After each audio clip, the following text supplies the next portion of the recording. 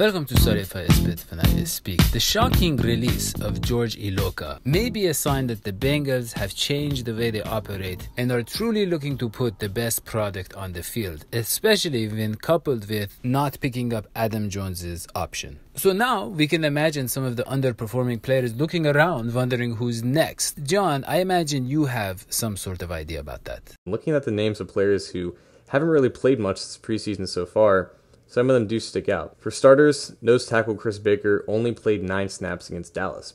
Baker isn't a starter, he's the backup to Andrew Billings at nose tackle, who didn't play beyond the first half of the game, so Baker would have presumably played for most of the game afterwards, but it was Chris Okoye who took reps there instead. Andrew Brown is also coming back to practice soon, and Baker's looking really expendable right now on a deep defensive line. Another guy who hasn't really played much this preseason is H-back Ryan Hewitt, who himself only played 3 offensive snaps against Dallas after a mere 8-snap performance the week prior. Hewitt still has 2 years left on this deal, but this offense doesn't seem to want to use him, as he rarely played more than a dozen snaps per game over the last couple of seasons. He could be nearing the end too. One player I don't think is on the way out, though, is Michael Johnson. Has he been effective this preseason? No, not at all. But he's still the starter opposite of Carlos Dunlap and is the guy playing next to Geno Atkins inside on third down.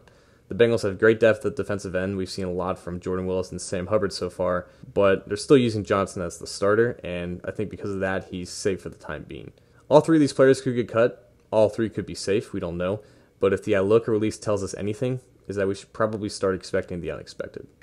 Yeah, well, Daddy, I'm looking at the numbers here, and I know how much you love numbers. And if the Bengals really want to trim the fat from their payroll the way I need to trim the fat from my back, I'm seeing someone who's making $14 million, and were he to be released, he's kind of expendable. I don't know. You can't be serious. Look, I know. It seems extreme, but you got to admit, he's gotten outplayed by someone who's making only $630,000 this year. I'm talking about your Jeff Driscoll, who really is a model of what a good QB should be. And Dante looked good the first game. I don't know. Maybe you cut the entire offensive line. What does it matter anymore? They're basically as useful as a used condom. That's gross, man. Give you about as much protection as one. So look, here's something for my fans. I got to say, for our fans, we need you guys to support the show. We need it. We used to say want, we used to say like, but now we say need.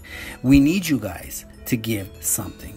So we finish this whole puppet thing and take the show to the next level. We were asking you to put in the $5 and enter you in this raffle, but now you enter the raffle not even by giving $5. All you got to do is subscribe, make a comment, and boom, you're in. Once a month, you can win a doll. Once a week, you could win this one of beautiful hand-drawn artistries by the artist of this show, Daddio himself. You want to be a patron? We got the Patreon website. You can become a patron and give regularly. You don't want to be a patron? Just send something in. People have sent $5, $20, $30, even $100. We just want you to show your love. That's it. Show the love with the money, because that's how people should show love. Yeah, thank you, Hoj. I just want to add the comment. If you want to win a doll, it has to be about Jeff Blake, Corey Dillon, or Carl Pickens. Who was your favorite? And if you want to win a drawing, say something you like about me or Hoji. That is all we have. We'll see you next time. This week, guys. Another one bites the dust.